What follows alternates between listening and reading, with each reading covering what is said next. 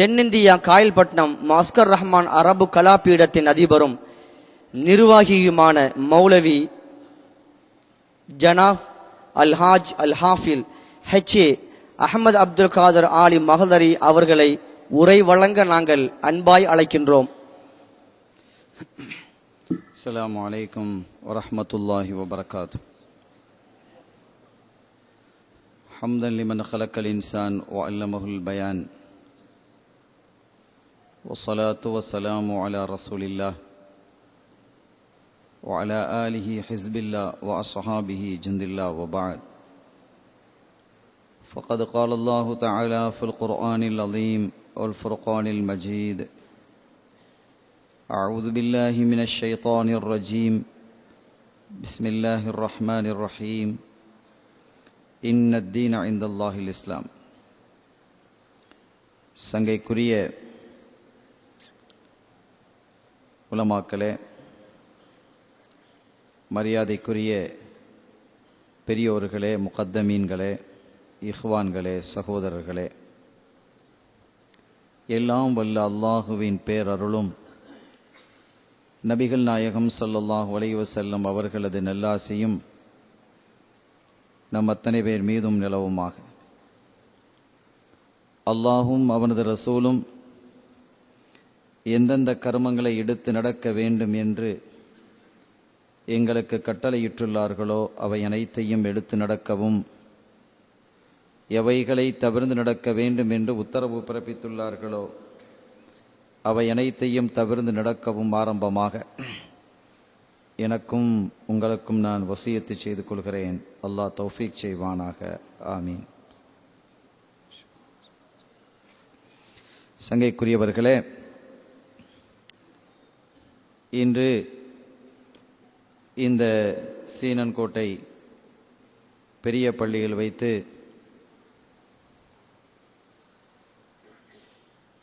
ஒரு மகானினுடைய நினைவூட்டப்படுகிறது. சையதுனா உதுமான் சாஹிப் அப்பா ஒலியுல்லா ரதியல்லாஹு தஆலா அன்ஹு அவர்களினுடைய நினைவு இந்த இடத்தில் கூறப்படுகிறது. சையது தாயிஃபா ஜுனைதுல் பக்தாதி ரதியல்லாஹு தஆலா அன்ஹு அவர்கள் சொல்லுவார்கள், நபிமார்களை நினைப்பது என்பது இபாதத், அவர்களை நினைவு கூர்வது என்பது இபாதத், இறைநேசர்களை நினைவு கூர்வது என்பது பாவ பரிகாரம் என்பார்கள். நாம் செய்த பாவத்திற்கு கூட அது பரிகாரமாக அமையும் என்பார்கள். அந்த வகையில் நல்லோர்களான நாதாக்களை நினைவு கூர்வது நமக்கு அவசியம். இந்த மாதிரி பல செய்திகளை அல்லாஹ்வும் அவனுடைய அருள்மறையாம் திருக்குரானில் சொல்லும் பொழுது, ஒதுக்குர் நாயகமே, அந்த செய்திகளை எல்லாம் நீங்கள் நினைத்து பாருங்கள் என்கிறான். ஆக நல்லோர்களை நினைப்பது என்பது ஒரு பெரிய வணக்கம். அது காரணம், அவர்கள் அல்லாஹுவில் தங்களை அழித்து கொண்டவர்கள். இந்த துனியாவோ இந்த துனியாவில் இருக்கக்கூடிய பொருள்களோ அவர்களை தங்கள் பக்கம் திருப்ப முடியாமல் தோற்று போய்விட்டன. இறை அன்பும் இறைவனுடைய லிகாவும் அவனுடைய தரிசனமும் மிக பெரியது, அதுவே தங்களுக்கு தேவையானது என்ற உணர்வோடும் சிந்தையோடும் வாழ்ந்த பெருமக்கள் அவர்கள். எனவேதான் அவர்கள் தங்களை இறைவனிலே அழித்து கொள்ளக்கூடிய அந்த நிலையில் அவர்கள் பார்க்கும் பார்வையாக நான் இருக்கிறேன், அவர்கள் கேட்கும் செவிப்புலனாக நான் இருக்கிறேன், பிடிக்கும் கரமாக பிடியாக நடக்கும் நடையாக நான் இருக்கிறேன் என்று அல்லாஹ் குறிப்பிட்டதாக அருள் நபியாம் கண்மணி நாயகம் முஹம்மதுன் முஸ்தபா ஸல்லல்லாஹு அலைஹி வஸல்லம் அவர்கள் இயம்புவார்கள். அருமையானவர்களே, இந்த ஒரு ஹதீதை, வேறு ஒன்றும் தேவையில்லை, இந்த ஒரு ஹதீதை மாத்திரம் கொஞ்சம் நீங்கள் சிந்தித்து பாருங்கள். அல்லாஹுவிற்காக யார் தன்னை அர்ப்பணித்துக் கொண்டாரோ அந்த பெருமக்களினுடைய பார்வையாக நான் இருக்கிறேன் என்று அல்லாஹ் சொன்னால் அவர்களுடைய பார்வையின் பலம் என்ன? அது அழிந்து போகக்கூடிய பார்வையா? இல்லையே. அவர்கள் பிடிக்கக்கூடிய பிடியாக நான் இருக்கிறேன் என்று அல்லாஹ் சொன்னால் அந்த பிடியினுடைய தன்மை என்ன? அவர்கள் நடக்கும் நடையாக நான் இருக்கிறேன் என்று அல்லாஹ் சொன்னால் அந்த நடையினுடைய ஆற்றல் என்ன? அவர்கள் கேட்கும் செவிப்புலனாக நான் இருக்கிறேன் என்று சொன்னால் அந்த செவிப்புலனினுடைய வலிமை என்ன? அல்லாஹ்வே நான் இருக்கிறேன் என்று சொன்னதற்கு பிறகு அந்த பெருமக்களை நினைவு கூறுவது எவ்வளவு பெரிய பாக்கியமானது, அவர்கள் எவ்வளவு பெரிய பாக்கியத்திற்கு உரியவர்கள் என்பதை நாம் விளங்கிக் கொள்ளணும். ஒரு சின்ன உதாரணம், இன்று நாமெல்லாம் நம்மில் பல பேரும் கூட எண்ணி இருப்பார்கள், அடித்த மழைக்கும் கொட்டிய நீருக்கும் பீரிட்டு ஓடிய வெள்ளத்திற்கும் இப்படியெல்லாம் உணவு சமைத்து இங்கே வைக்க முடியுமா, இந்த நிகழ்வு இங்கே நடக்குமா என்றெல்லாம் கூட நம்மல்லாதவர்களுக்கும் நம்மிலும் கூட பலருக்கும் சந்தேகங்கள் இருந்திருக்கலாம். ஆனால் நம்பிக்கை என்பது மிக உறுதியானது, மேன்மையானது. அல்லாஹ் தன்னுடைய அடியார்களை, நல்லடியார்களை என்றும் கைவிடுவதில்லை. இந்த மஜ்லிஸ் நடக்குமா என்றும் கூட கேள்விகள் எழுந்தது பலரினுடைய இதயங்களில். அது நாவில் வெளிவந்ததா என்பது எனக்கு தெரியாது, ஆனால் நடக்கும். அதுதான் அல்லாஹ் தன்னுடைய நேசர்களுக்கு கொடுக்கக்கூடிய ஒரு கண்ணியம் என்பதை நாங்கள் புரிந்து கொண்டால் அந்த பெருமக்கள் எத்தகைய அளவிற்கு மேன்மையானவர்கள், அல்லாஹ்வின் சமூகத்தில் நெருக்கமானவர்கள் என்பதை நீங்கள் புரிந்து கொள்ளலாம். அருமையான பெருமக்களே, இந்த துனியாவை குறித்து அல்லாஹ் சொன்னான், யா துனியா மன் ஹதமனி ஃபஹ்துமி, எனக்கு யார் ஹிதுமத்து செய்தார்களோ அவருக்கு நீ ஹிதுமத்து செய்.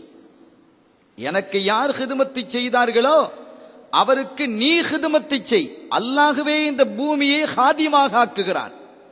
அல்லாஹ்வே அவுலியாக்களுக்கு இந்த பூமியை ஹாதிமாக, பணியாளராக, சர்வெண்டாக ஆக்குகிறான் என்று சொன்னது அருள் நபி ஸல்லல்லாஹு அலைஹி வஸல்லம்.